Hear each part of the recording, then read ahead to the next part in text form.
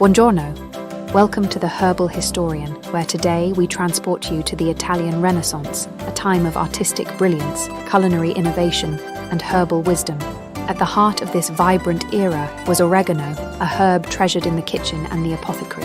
Let's step into history and discover the legacy of this humble yet powerful plant.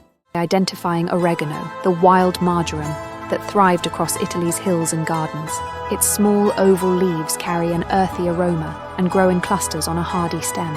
During the Renaissance, herbalists would recognize oregano not just by its scent, but by its vibrant purple or white flowers, a symbol of vitality and healing. In the kitchens of Renaissance Italy, oregano was a prized ingredient. It added bold, peppery flavors to sauces, roasted meats, and flatbreads.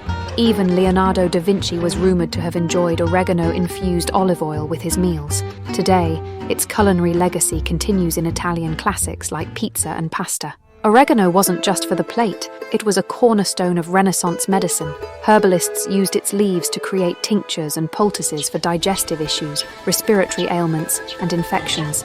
Its essential oils, rich in thymol and carvacrol, were thought to ward off illness and restore balance to the body. From its culinary versatility to its medicinal power, oregano has transcended centuries as a beloved herb. To honor this Renaissance gem, try this simple recipe. Steep fresh oregano in hot olive oil for a week to create an infusion perfect for dipping or drizzling over dishes. A taste of history awaits.